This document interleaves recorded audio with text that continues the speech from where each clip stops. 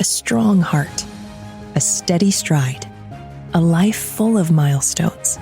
El Camino Health is here for you.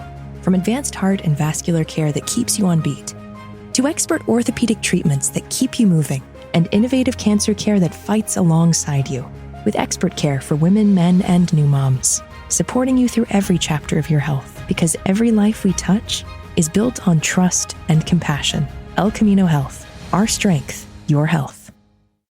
Everything from clothing to household items are getting more expensive each day. The world of fast fashion has complicated clothing production by outsourcing around the world to whoever can sew them the cheapest. And now you, the consumer, are paying the price with rising costs. American Giant is about keeping things simple and close to home. They aren't affected by tariffs because their products never leave the U.S. So when you buy from American Giant, you're taking a stand for hardworking people, local communities, and quality clothes. American Giant directly supports American manufacturers and ensures you aren't footing that tariff bill. Support American-made, tariff-free clothing with American Giant with American Giant. Get 20% off your first order when you use promo code STAPLE20 at american-giant.com. That's 20% off when you use code STAPLE20 at american-giant.com. Your mom told you to find a real job. Find a real job, Billy. You built a 500-person company instead. To get from big to bigger, you need accounting, advisory, insurance, and more. Built for the middle market. CBiz.com. Time for Michigan's newest sports talk show, Mitten Madness. And here he goes. Defense win championship. Michigan sports talk from here in Battle Creek. The latest stories, the biggest games, all across the Mitten State. That's not something to play with. Streaming live and on demand on the 95.3 WBCK app. Your host, Da'Jzon Hughes. Good morning on this Saturday morning. Welcome into Mitten Madness on 95.3 WBCK. I am your host, Da'Jzon Hughes, and I'm about to get ready to talk your ear off for the next hour about nothing but Michigan sports. Of course, I've had a great week so far. Looking forward to another great weekend. Going to be tons of sports on for us to enjoy. We got high school football that took down last night. We got some college football going down today. NFL going down Sunday and Monday.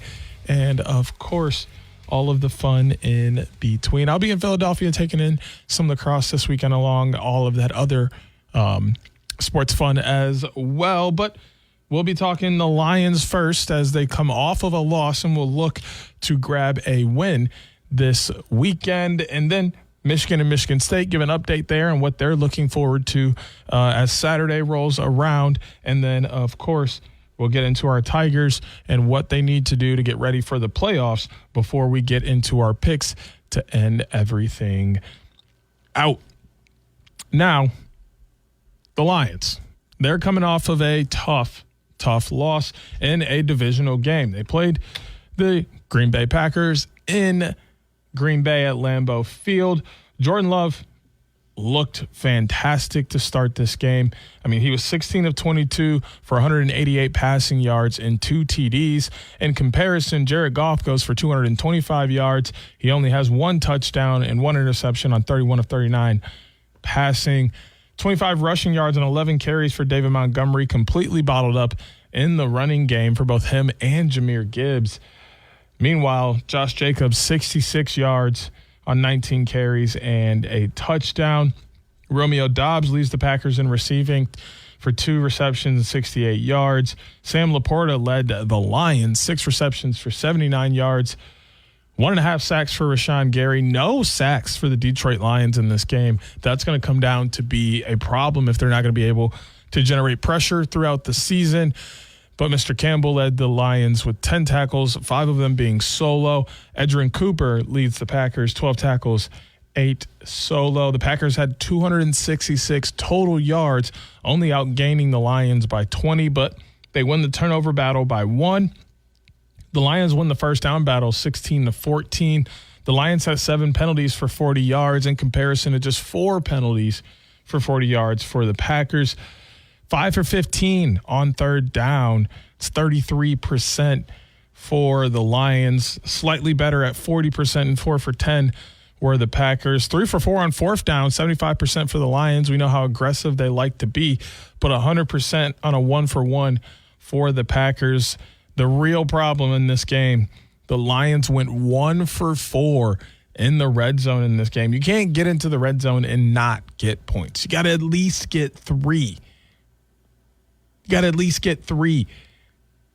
But they get in the red zone once and they score once in that red zone opportunity. It was a 13-yard pass from Jared Goff, caught by Isaac Tesla, who made a phenomenal catch, and the hometown man really loving playing for his hometown team.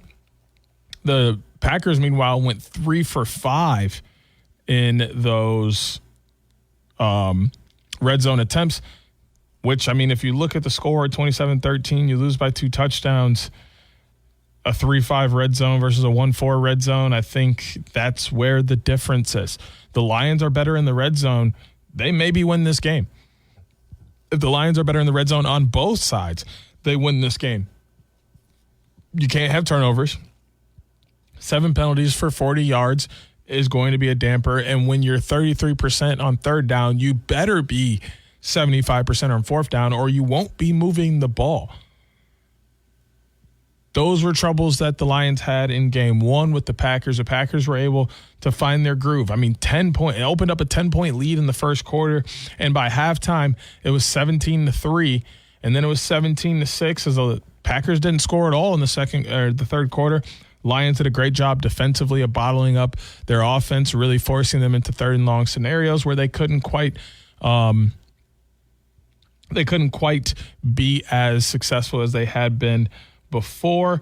And then they scored 10 points in the fourth quarter to just 1 touchdown for the Lions. I mean, and that adds it up 27-13. And that's kind of just how Green Bay was able to take control of this game right from the first quarter. So the Lions have to have a better start this week, but last week is last week. I think you move on, and I think that's what the Lions are looking forward to as well, is being able to move on and focus on their next opponent, which is also a divisional opponent. We're not going to talk a ton about this game because we are going to pick this game later in the show.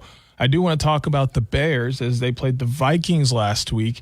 They lost to the Vikings 27-24 on Monday Night Football, what actually happened to be a very good game.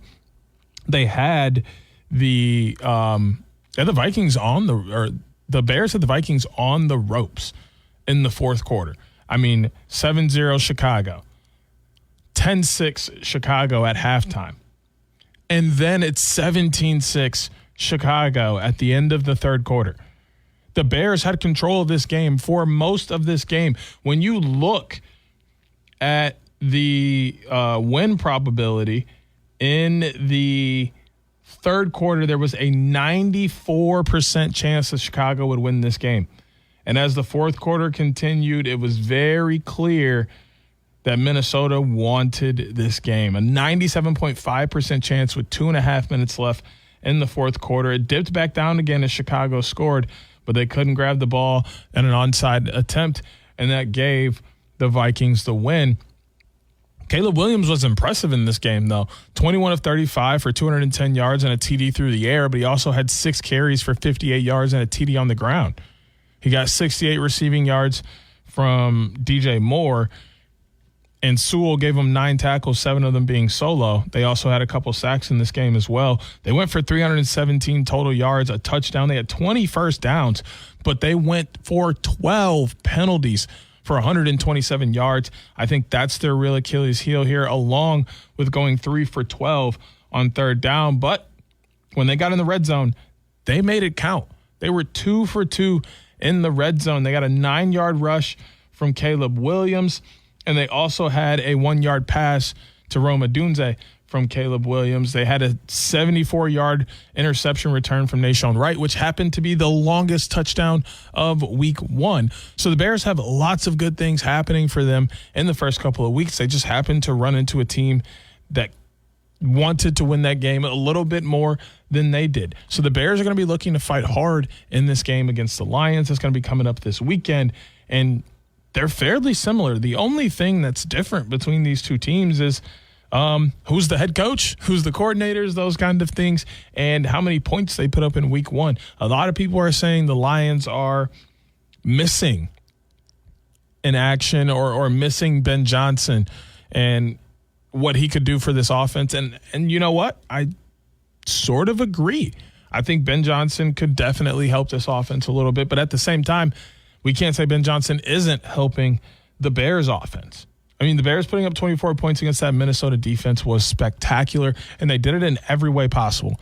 Through the air, defensively, their special teams looked good. They were good on the ground as well. It's hard to beat a team that is going to come at you from multiple levels and be successful in doing so. And they did so without Roschon Johnson, who's questionable this week. Ja'Day Walker's questionable this week. TJ Edwards also questionable, along with Kyler Gordon, Grady Jarrett. All of these guys didn't play last week either. So they're finally starting to put it together, are the Bears.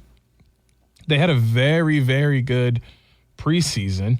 Their last win of the last year was against the Packers, 24-22. That was the end of last season. But then they tied Miami 24-all. They beat Buffalo 38-0 and then beat Kansas City 29-27 in their 3 preseason games. And they took those preseason games seriously. They wanted to build on whatever it is that they think that they're going to do this season and create a formula for success for themselves. And I think they've kind of found that.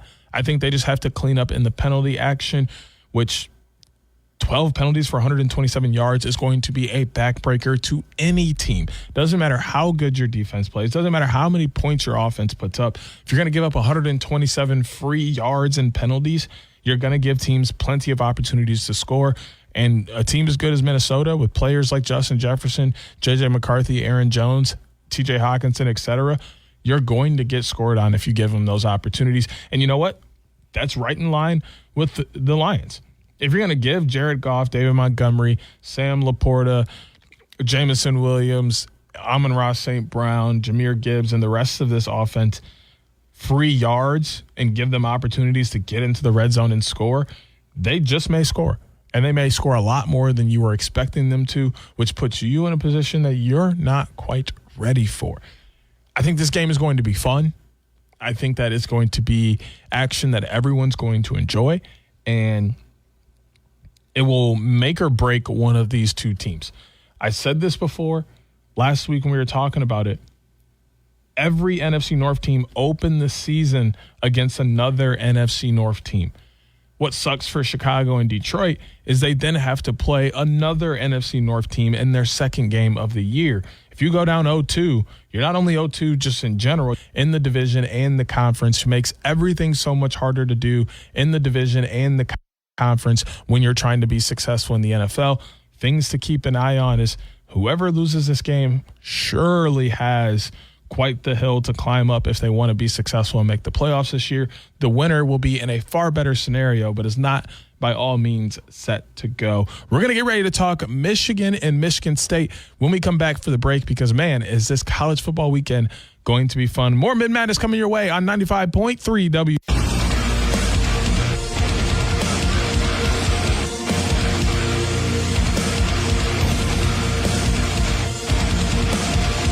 Welcome back into Mitten Madness on 95.3 WBCK. It's time for us to talk a little college football. We'll start with Michigan this week. They're coming off of a loss. They opened things up this year with a 34-17 victory over New Mexico that we dove into last week. But then last Saturday, things commenced for the Wolverines. They went down to play the Oklahoma Sooners, the alma mater of now head coach Sharon Moore. And, well, the offense struggled quite a bit. Bryce Underwood goes 9 for 24, 142 passing yards, no touchdowns. Justice Haynes, 19 carries for a TD and 125 rushing yards. Donovan McCulley goes 91 yards on 3 receptions. Cole Sullivan had 1 sack and Ernest Hausman had 11 tackles, 4 of them being solo. They were outgained 408 to 288, even though Michigan lost the turnover battle as Oklahoma turned it over twice. But Oklahoma had 22 first downs in comparison to Michigan's 12. Michigan only had 3 penalties for 32 yards. Third down tells the story. Oklahoma goes 9 for 17 on the crucial down, while Michigan goes 3 for 14. The remaining 6 points on the board came from Dominic Zavada field goals. He also missed a field goal earlier in this game, which also left some points on the board. Could have made things a completely different game. But when you look at the Oklahoma side, John Mateer goes 21 to 34, 270 passing yards, a TD, and an interception. He also had 19 carries for 74 rushing yards and a TD. Deion Burks goes for 101 receiving yards on 7 receptions, also added a touchdown. Omosigo adds half a sack to lead someone else who also had half a sack with the team. And Owen Heineke goes for 7 tackles, 2 of them being solo. Tough game, right? Tough game. Michigan couldn't get anything going on the ground game, couldn't get anything going much in the pass game. But my bigger thing was the play calling in this game. It was atrocious. If you're a Michigan fan, this game had to have scared you, because why weren't we throwing the ball? It just doesn't make any sense to me. Why not throw the ball down the field, right? You have Bryce Underwood, who has a cannon of an arm. He can read defenses well, and he can throw on the run. If you need to, put him in some bootleg action, get him to the outside, let him throw on the run and make good throws. But going run, screen pass, run, screen pass, run, screen pass for the entire first quarter and part of the second isn't going to help you score. Michigan is not a run, screen pass offense. It's a run. If we can run on third down, do it. If not, let's throw a solid pass. Run, screen will get bottled up by any SEC defense. Probably will get bottled up by most ACC and Big Ten defenses as well. So what is the plan moving forward for this team? Because run, screen pass isn't going to get it done. It's just not a good enough offensive strategy for anyone to be successful long term. Anyone that looks at the film of what you've run the past 2 games will be able to say, okay, they're going to run on first and second down. They're going to try and throw something out to the outside that's going to get them in speed, and hopefully they get a couple missed tackles to make a first down. They're going to be able to game plan against that. You have to be able to move and have multiple avenues of moving the ball. Right now, Michigan doesn't have that, and I think it's really more so due to the play calling than it is the actual skill and players that are available to the Michigan team. This team is full of athletes, very good football players, and they're not going to be successful going run, screen pass. This team has to decide to do some long field passing, also some trick plays that aren't just a double reverse that they tried that didn't work. Go with something that allows your players to showcase their skill sets, in particular Bryce Underwood, who is going to be one of the best quarterbacks this school has ever seen and really college football has ever seen, if they allow him to be. So we hope that we can see him throwing the ball a little bit more this weekend, as they have a noon kickoff. So pretty much right after we're done here on BTN. They will also be played here on BCK with the pregame show. Pop it off as soon as I get done running my lips. They're going to be playing the Central Michigan Chippewas, who are 1-1 on the year. ESPN only giving the Chippewas a 4.5% to upset Michigan. The spread is 28.5. The over-under is 42.5. Michigan is a negative 4,000 favorite on the money line, while the underdogs plus 1,300. Joe Labus goes, he's so far 16 of 24 for 1 TD and 145 passing yards. Trey Korsnett is 23 carries for a touchdown, 113 rushing yards. McIntosh has 4 receptions for 78 yards. And Fernando Sanchez III has 1 sack, while Dakota Cochran has 12 tackles. Those are statistical leaders for Central Michigan. This game is going to be at Michigan Stadium in Ann Arbor. Kickoff is at noon. As expected, Bryce Underwood's, Justice Haynes, Donovan McCulley and company are expected to run away with this game. The bigger question is, will Marlon Klein be back? One of the best tight ends in the country did not play last weekend. I think that played a factor into the passing game as well and how comfortable the coaching staff was in throwing the ball down the field. Once Marlon Klein gets back, I think this offense opens up a little bit more, but you also have to be able to have the next man up mentality and continue to run your offense regardless of who is there to run in it. And that's a big question mark. But I don't see Michigan really struggling at all this weekend with Central Michigan. This should be a game that they're able to come out victorious in. But I would not count on them covering the spread. 28.5 is quite the margin. Now we're going to talk about a team that is doing well. It's the Michigan State Spartans. Obviously, they opened up the year at a Friday night game against Western Michigan. They won 23-6. Didn't show a lot, but showed just enough to win that game in a comfortable fashion. And then things got crazy. Things got crazy. Because the Boston College came all the way to Spartan Stadium in East Lansing to take on the Michigan State Spartans. This game went to double overtime in what was electric. Dylan Longerin goes 34 of 45 for 390 passing yards and 4 touchdowns. He didn't get much help on the ground as Turbo Richard only went for 13 carries for 55 yards and a touchdown. Lewis Bond had 90 yards and 11 receptions. McGowan gave you a sack, and Omar Thornton had 12 tackles for 6 solo, leading the Eagles. On the Spartan side of things, Aiden Childs goes 19 of 29 for 4 touchdowns. Mekhi Frazier had 81 rushing yards on 17 carries. Nick Marsh, 68 receiving yards on 5 receptions and 2 touchdowns, showing that he can be one of the best not only freshman receivers in the Big Ten, but in the entire country.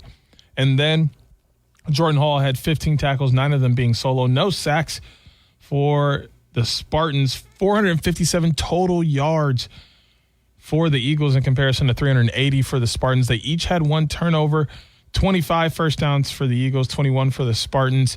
About 60 penalty yards for each team. They both went 5 for 11, 5 for 12 on the third downs. Michigan State goes 1 for 2 on 4th downs, and that pretty much is the difference in this game. A 2-point conversion fail from Boston College in the second overtime after a Turbo Richard 8-yard run for touchdown is really the difference in this game. Aiden Childs had a 3-yard touchdown run, but then Omari Kelly goes for 2 points. Omari Kelly catches a pass for a 2-point conversion, and that gives the Spartans a win. The win probability was all over the place in this game. There was at one point, Boston College had a 97% chance to win the game. And then all of a sudden, Michigan State had a 97% chance to win this game. And then all of a sudden, things got real weird. And Michigan State started crawling back. Boston College started crawling back. And then the game went to overtime, and Michigan State was able to close it out. A lot of things to keep their eyes on as they get into this next week. They're going to be playing Youngstown State.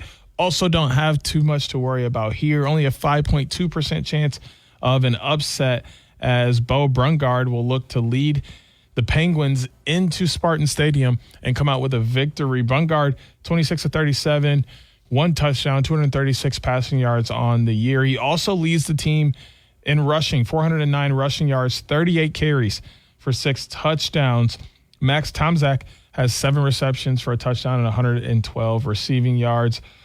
2 sacks for Michael Wells and 14 tackles for Dathan Hickey. They are coming off of 2 victories as they beat Mercyhurst 24-15 and Robert Morris 56-17. Both these teams looking to stay undefeated, but really Only one of them can do so. Like I said, not expecting Michigan State to stumble against Youngstown State, as they have been uberly successful so far this year. That was a huge victory against Boston College, who they lost to last year. So somewhat of a revenge game as well, with them coming out victorious. Kind of a laid-back, relaxed week of college football for the Michigan teams, as Michigan and Michigan State will be battling some lesser competition that they should, be victorious against. Doesn't mean that they can't go out and show up. They have to go out, show up, play the game, and execute. But it shouldn't be as difficult as their last games were, which one team suffered a loss in Michigan, and Michigan State came out with an insane double overtime victory. When we come back, we're going to be talking about our Detroit Tigers with more Mitten Madness on 95.3 WBCK. Detroit sports fans, Wolverines and Spartans alike, this is your sports show, Mitten Madness, with Jacob Harrison and Da'Jzon Hughes on 95.3 WBCK.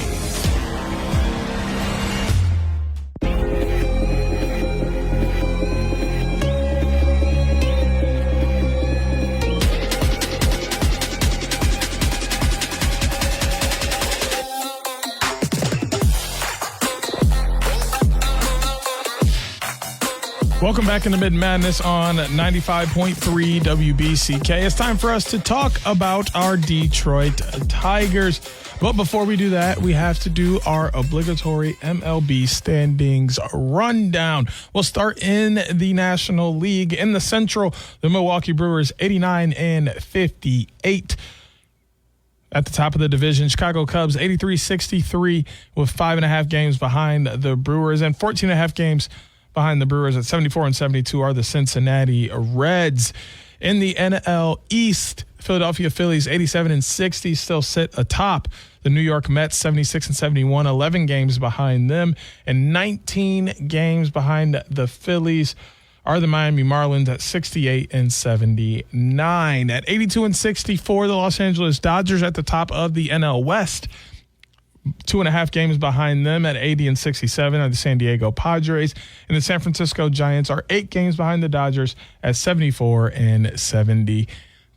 In the American League, in the West, the Seattle Mariners 79-69 are tied at the top of the division with the Houston Astros, and third in that division are the Texas Rangers, 2 games behind the both of them at 77-70.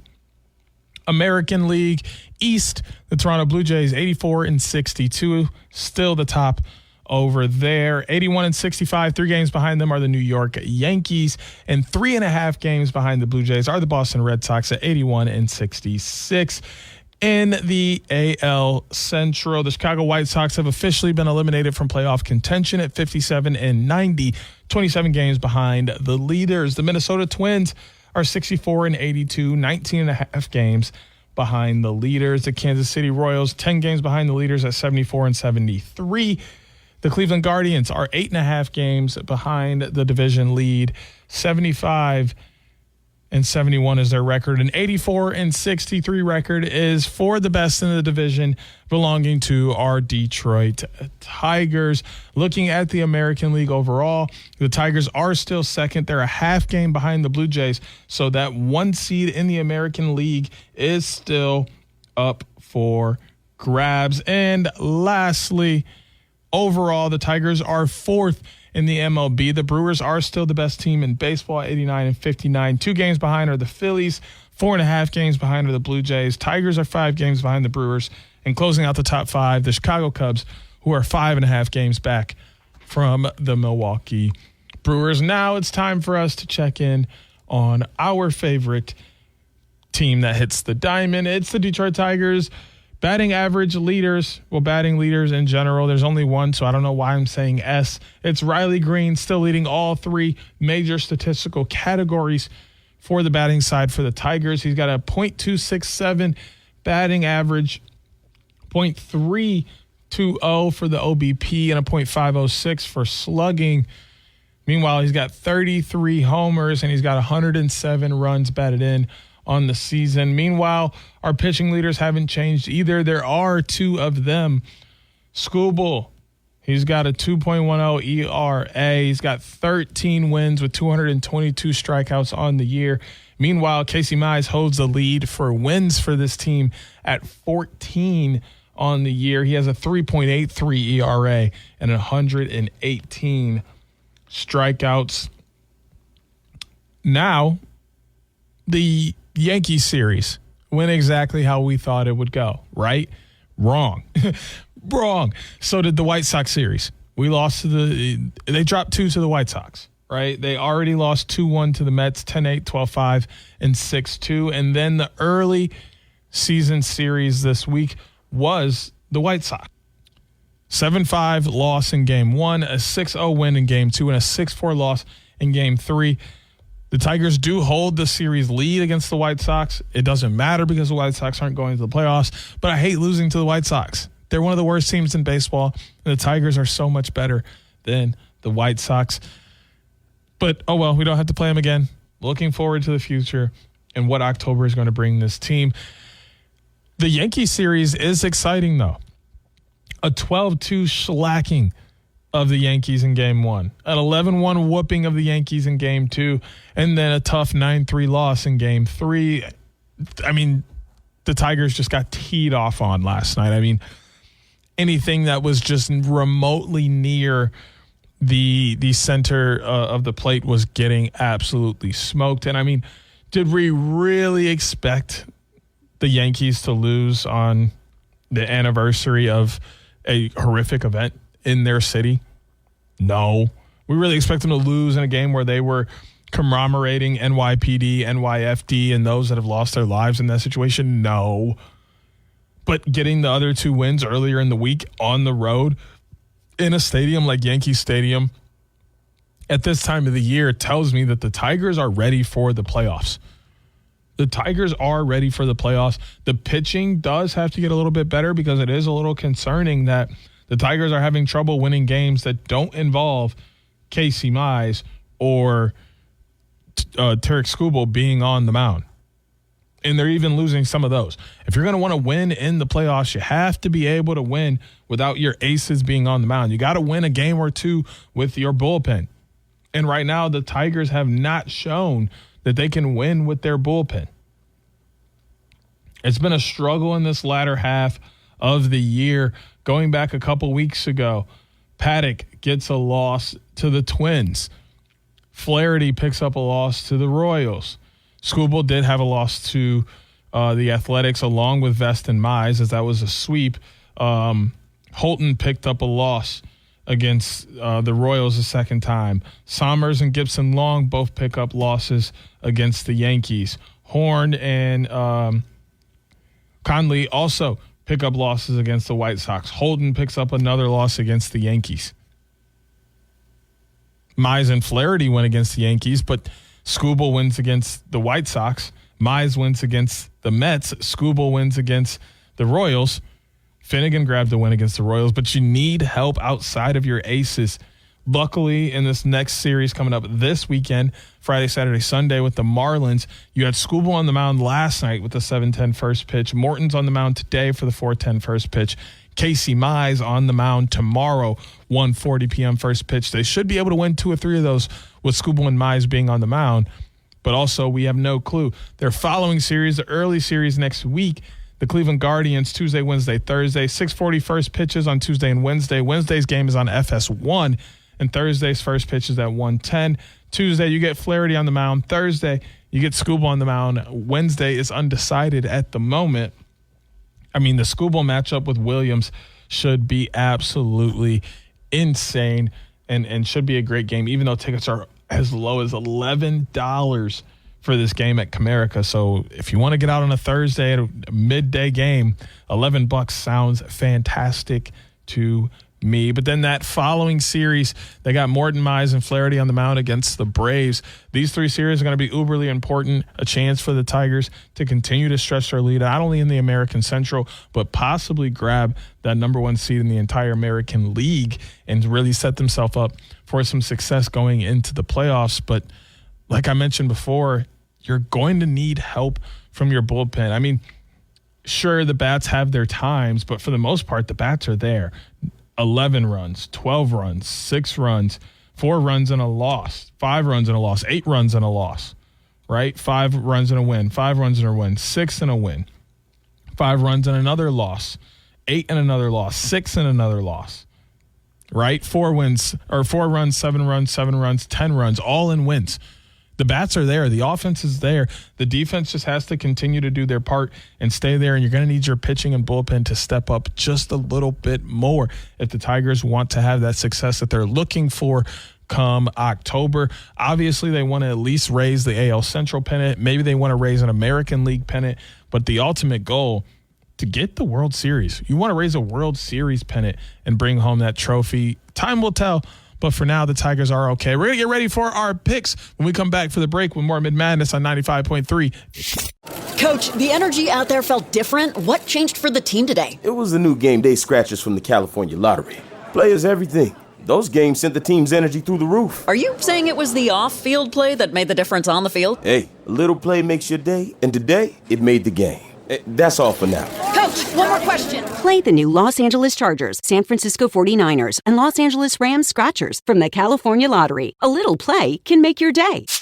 Please play responsibly. Must be 18 years or older to purchase, play, or claim. Your mom told you to find a real job. Find a real job, Billy. You built a 500-person company instead. To get from big to bigger, you need accounting, advisory, insurance, and more. Built for the middle market. CBiz.com. Could you pass the chopsticks? Your company started in a kitchen. Now your office has 3. Your team of 5 grew to an army of 500. And your logo was just hoisted 30 stories high. Do you think they'll see it from the highway? I think they'll see it from space. Your business is big, and it's only getting bigger. You need a world-class professional services firm to help you get there. Accounting, advisory, insurance, and more. Purpose-built for the middle market. CBiz. CBIZ.com. 0.3 WBCK.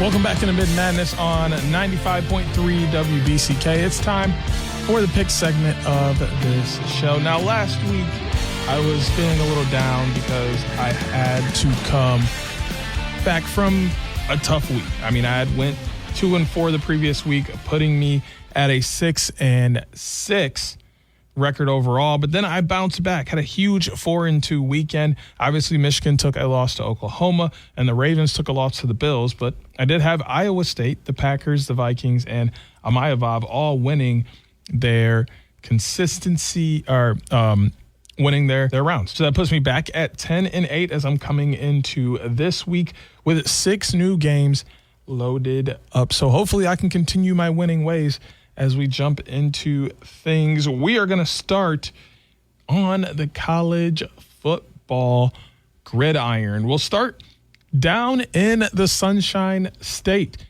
South Florida, who just took down Florida last week by a score of 18-16, and also was able to beat Boise State earlier this year, 34-7, are 2-0 on the year, and they're now going to be going to Hard Rock Stadium and Miami Gardens to take on the Miami Hurricanes. The South Florida Bulls are now 2-0 on the year, 18th in the country. This game will be on the CW network later today, 4:30 p.m. Meanwhile, the 5th-ranked Miami Hurricanes, 5 of the 5th-ranked Miami Hurricanes are 2-0 on the year as well. They're coming off a 27-24 victory to Notre Dame and also a 45-3 shellacking of Bethune-Cookman. Carson Beck, 42 of 55 on the year, 4 touchdowns for 472 yards. Mark Fletcher Jr., 26 carries for 152 yards and 2 TDs. Malachi Toney has 162 receiving yards on 12 receptions and a touchdown. 1.5 sacks for Akeem Mesidor, and Ruben Bain Jr. has 9 tackles to lead the Hurricanes. Meanwhile, Byron Brown, 39 of 60 for 473 passing yards and a TD. 31 carries for 2 touchdowns on 109 rushing yards for Brown as well. Keyshawn Singleton has 7 receptions for 168 yards and 2 TDs. Rico Watson III has 1 sack, and Jalen Shuler leads the team with 21 tackles. The over-under on this game sits at 56.5. The spread is 17.5, and Miami is a negative 800 favorite, while South Florida sits at a comfortable plus 500 favorite. The big question is how many people are buying the hype surrounding the Bulls. And I'll say this, I am surely buying the hype. I think that the South Florida Bulls will be one of the best group of 5 teams that we'll see this year, and they may even find themselves in the playoffs if they're able to continue this way of winning. But I do not know if they're going to be able to beat Carson Beck and company. Carson Beck has looked absolutely fantastic to start this year, poised, and it has really taken Miami to a level that they were at last year, but has seemed to surpass a little bit. He has this team looking just as good, if not better, than when they had Cam Ward. So I'm going to take Miami to take down South Florida, but I do think this game will be closer than the 17.5 point spread says, and that the Bulls will make this a very competitive matchup. Our next college football game is an SEC matchup. The Georgia Bulldogs traveling to Knoxville, Tennessee, to Neyland Stadium to take on the Tennessee Volunteers. Gunnar Stockton, Nate Frazier, Zachariah Branch and company will look to take down Joey Aguilar, Star Thomas, and Chris Brazell II and the rest of the Tennessee Volunteers. Tennessee, opened the year with a 45-26 victory over Syracuse and then gave East Tennessee a 72-17 whooping. Meanwhile, Georgia doing Georgia things. Beats Marshall 45-7 and then beats Austin P 28-6. Gunnar Stockton's 40 of 58, 417 passing yards, 2 TDs. Nate Frazier, 25 carries, 116 rushing yards, 2 TDs. Zachariah Branch, 112 receiving yards on 6 receptions and 1 touchdown. Meanwhile, on the other side, Aguilar is 39 of 59, 535 passing yards, 5 TDs. Star Thomas, 161 rushing yards on 24 carries and 3 TDs, 14 receptions for 187 yards and 2 TDs for Chris Brazell II. 2 very high-powered offenses, 2 defenses that can shut teams down. But what I'm seeing is, so far, Tennessee has given up more points on the year against competition. Now, we can take Syracuse for a grain of salt, but East Tennessee, Austin P, and Marshall are all kind of around the same level. Giving up 17 points in comparison to 6 or 7 isn't a big deal, but it is a difference. Both of them have showed that they can put up points. There's a 3.5 point spread in favor of the Bulldogs. They're a negative 185 favorite on the money line, but just a plus 155 underdog are the Tennessee Volunteers. The 49.5 over-under is there as well. It's a 3:30 p.m. game on ABC. And the crazy part about this game is Georgia is on an 8-game victory streak against the Tennessee Volunteers. The Tennessee Volunteers have not beat Georgia in over 8 years. Georgia's going to look to make it a 9th year with this game this season. But ESPN has given Tennessee a 51.4% chance to come out with the victory. I'm going to lead on the side of caution and go with the trends. Georgia looks good, not only this year, but every year when they play Tennessee. I'm going to take Georgia to win this game, and Tennessee will probably make it close. That 3.5 point spread is pretty accurate, but I still have to go with the consistency factor of the Georgia Bulldogs. Our last college football game, Texas A&M and Notre Dame. Notre Dame, the 8th-ranked team in the country, is coming off a loss to Miami, 27-24, but they have a 71.2% chance to win this game, while only a 28.8% chance for Texas A&M to go into Notre Dame Stadium and come out with a victory. A 6.5 point spread for the Fighting Irish. 50.5 is the over-under, and it's a negative 240 on the money line for Notre Dame, plus 200 for the Aggies. Marcel Reed leads the team with 7 touchdowns through the air on 509 passing yards, 41 of 62. Meanwhile, he's got 18 carries for 105 yards and a touchdown as well. Mario Craver has 13 receptions for 236 yards and 3 TDs. Meanwhile, on the other side, C.J. Carr, 19 of 30, 2 TDs and an interception for 221 passing yards, 45 rushing yards from Jadarian Price on 6 carries, and Eli Raridon 97 receiving yards on 5 receptions. This game's kind of cut and dry. They played last year. Notre Dame lost this game and then went on an absolute tear after that. Notre Dame won this game, then went on an absolute tear after losing to Northern Illinois. Texas A&M then went on a tear after losing this game and then eventually fell back to earth. But both these teams remember that game last year. Notre Dame wants to continue the success while Texas A&M wants to get back at them. Texas A&M coming into this game is a 16th ranked team and 2-0 on the year. Meanwhile, Notre Dame 0-1, 8th in the country. This game will be played on NBC and Peacock at 7:30 p.m. later today. I'm going to lean on the side of caution. Although C.J. Carr has struggled so far, they do still have Jeremiah Love. And, knowing that they have Jadarian Price who can come in and relieve him is going to be fun. But it's also going to be exciting to see how the Notre Dame defense tries to attack Marcel Reed and if they're able to slow him and the rest of this high-powered Texas A&M offense down. But I'm going to have to go with the Fighting Irish. As much as I'm a Michigan fan, I do respect game. Heading over to the NFL on Monday, starting at 10 p.m. on ESPN, the Los Angeles Chargers will take on the Las Vegas Raiders in a AFC West battle. 1-0 are both these teams. Justin Herbert has looked great alongside Geno Smith, who's looked fantastic for the Raiders. Marion Hampton, Ashton Genty, a battle of rookie running backs. Quentin Johnson actually bringing the ball in this year.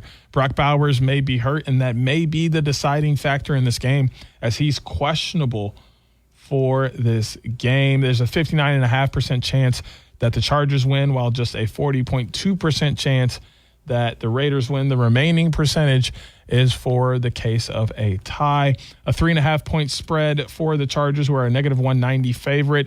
The Raiders only come in at a +160 underdog. 45.5 is the over-under.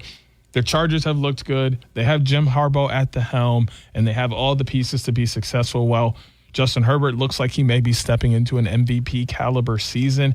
I'm not going to go against Geno Smith and Ashton Genty as much as I'm going for Justin Herbert, Quentin Johnston, and the rest of this Chargers offense that's led by Jim Harbaugh. I'm going to take the Chargers to take down the Raiders in what might be one of the best NFL games of the week, as they are both playing fantastic football to open up the year. We're going to move on to our next NFL game, which is a rematch of our most recent Super Bowl. The Philadelphia Eagles traveling all the way over to the Gayha Field at Arrowhead Stadium, a 4:25 kickoff on Fox. The Chiefs are 0-1 on the year. The Eagles are 1-0, a 47.3% chance from the matchup predictor for the Eagles, 52.3% for the Chiefs. The remaining is in case of a tie. Jalen Hurts did struggle through the air in his first game, but he scored 2 touchdowns on the ground. The Eagles come out victorious against the Cowboys. Meanwhile, the Chiefs had their struggles in their game against the Chargers, in which they lost by 6 to Justin Herbert and company. Xavier Worthy did get hurt in that game as well. We do not know if he will return or not. What we do know is, as a 1.5-point favorite, are the Eagles. They're -120 on the money line, even for the Chiefs, and a 46.5 over-under on this game. I'm going to take the Eagles because I simply believe in the Eagles and don't like the Chiefs all that much. So our last game of the week is the Lions and the Bears. I'm a Packers fan. I'm a low-key Lions fan as well. So if you think I'm choosing the Bears over the Lions, you're crazy. Give me the Lions. That has me taking Notre Dame, Georgia, Miami, Lions, Eagles, and Chargers as we get into another weekend of sports. What we have going on BCK this weekend is we have our Michigan football game against Central Michigan tomorrow. On Sunday, we also have Sunday Night Football, which give me just a moment to pull up these NFL scores. This is great podcasting, by the way. Sunday Night Football is the Falcons against the Vikings, starting at 8 p.m. for kickoff on that game. We also have more going down, as tomorrow we have a late start for our Monday Night Football game, but it will be the Buccaneers and the Texans starting at 8 p.m. here on WBCK. I hope you guys have a fantastic weekend, as I will be doing the same. We're going to be back next week with more Mitten Madness on 95.3 WBCK. Join Da'Jzon Hughes every Saturday morning at 10 a.m. for Mitten Madness on 95.3 WBCK. Miss the show or want to run it back? Stream Mitten Madness on demand on the WBCK app. Sponsored by AirwayCashForJunkCars.com. Your mom told you to find a real job. Find a real job, Billy. You built a 500-person company instead. To get from big to bigger, you need accounting, advisory, insurance, and more. Built for the middle market. CBiz.com. Everything from clothing to household items are getting more expensive each day. American Giant is about keeping things simple and close to home. They aren't affected by tariffs because their products never leave the U.S. Support American-made, tariff-free clothing with American Giant. Get 20% off your first order when you use promo code STAPLE20 at American-Giant.com. That's 20% off when you use code STAPLE20 at American-Giant.com. Coach, the energy out there felt different. What changed for the team today? It was the new game day scratchers from the California lottery. Players everything. Those games sent the team's energy through the roof. Are you saying it was the off-field play that made the difference on the field? Hey, a little play makes your day, and today, it made the game. That's all for now. Coach, one more question. Play the new Los Angeles Chargers, San Francisco 49ers, and Los Angeles Rams Scratchers from the California Lottery. A little play can make your day. Please play responsibly. Must be 18 years or older to purchase, play, or claim.